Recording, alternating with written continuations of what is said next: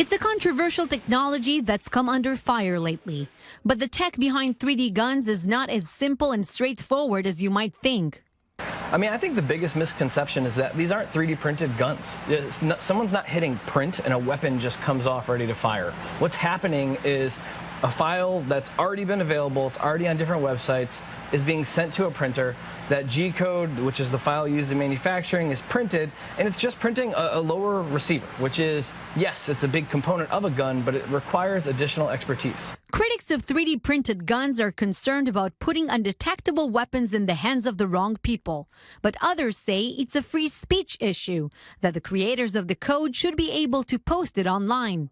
Over here in 3D Brooklyn, the discussion is taking different shapes. I mean, I think regulating computer code is an impossibly difficult task. So to combine these two issues together to say it's a First Amendment issue and a Second Amendment issue in one shot, really, really difficult.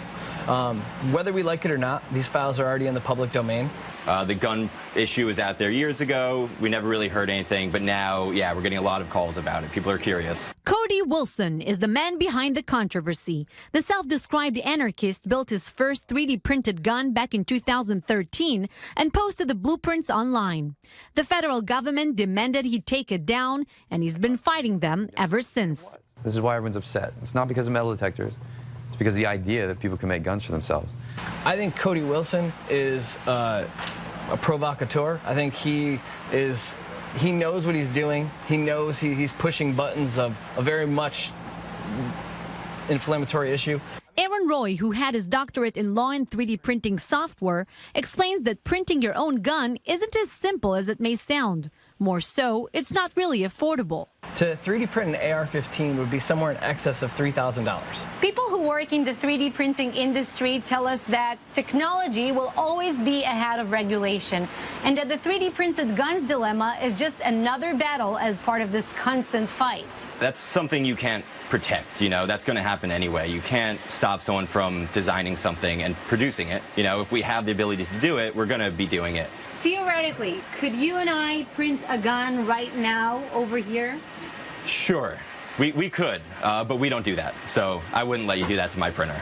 And Will Howdy is not the only 3D printing service provider who won't print guns. If anything that looks like a gun or even close, we would not print it. We would simply not print it. In 3D printing in particular, it's on manufacturers and software providers to come up with ways of self-policing this and being able to prevent files from making it out there we deem harmful. What's the future for this technology? There is bioprinting, there is metal printing used in aerospace that's making engines better and more efficient. And I think the gun thing is, showing how powerful digital files and sharing and creating something at home really can be. But there are a lot more useful things you can make than a handgun. Tal Heinrich, I-24 News, New York.